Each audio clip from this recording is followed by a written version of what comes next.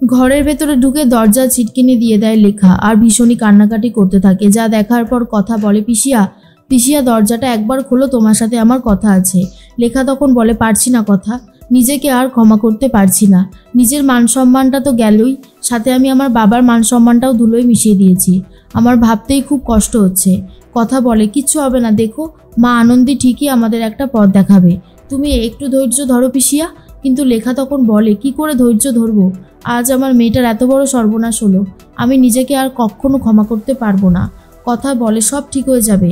এর মধ্যেই কথা বলে, একবার দাদাভাইয়ের সাথে কথা বলে দেখবো।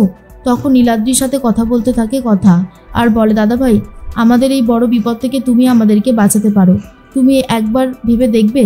প্রিয়া খুব ভালো মেয়ে, ও তোমার সাথে ভালো থাকবে। হ্যাঁ একটু জেদি, কিন্তু ওকে যদি একবার তুমি কাছে টেনে নাও তাহলে ও কোনোদিনও তোমাকে ফিরিয়ে দেবে না।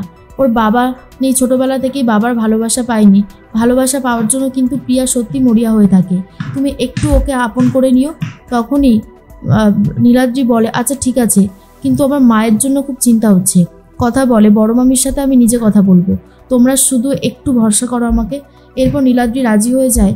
তারপরেই চলে গেছে কর্তা দাদুর কাছে। এর মধ্যেই অগ্নি বলে, হ্যাঁ রে প্র্যাটি, আর কতক্ষণ আমাদেরকে এখানে থাকতে হবে, আমরা তো বিয়ের আসরে যাব, ওদিকে কি হচ্ছে কিছুই তো বুঝতে পারছি না। প্র্যাটি তখন বলে, বিগ ব্রো একটুখানি অপেক্ষা কর, এক্ষুনি যাব, স্যার আসলে আমি স্যারের সাথে কথা বলে বেরিয়ে যাব। মা আনন্দীর কাছে কথা প্রার্থনা করতে থাকে। মা আনন্দী একটা ফুল ফেলে কথার কোলে। কথা বুঝতে পারে এই বিয়েতে মা আনন্দীর সাই আছে, প্রিয়া আর নীলাদ্রি খুশি হবে, সুখে থাকবে। কর্তা দাদুর কাছে অনুমতি চায় কথা। কর্তা দাদু বলে, কথা মা যখন সিদ্ধান্ত নিয়েইছে তখন আমি আর অমত জানাবো না।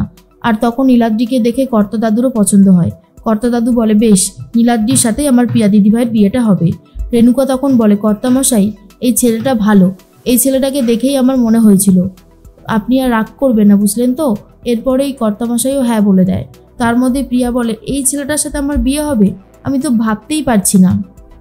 এরপর বিয়ের সমস্ত নিয়মকানুন শুরু হয়ে গেছে, 7 পাকে বাঁধা, এরপর সিঁদুরদান হয়ে যায়, আর তার মধ্যে বিয়ে কমপ্লিট।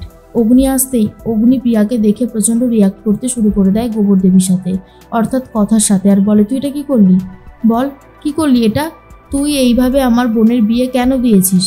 কথা বলে, পাচক মশাই এটা ছাড়া আর আমি কিছু করতে পারতাম না, গুহবাড়ির সম্মান পিসিয়াকে বাঁচানোর জন্য এই বিয়েটা দরকার ছিল।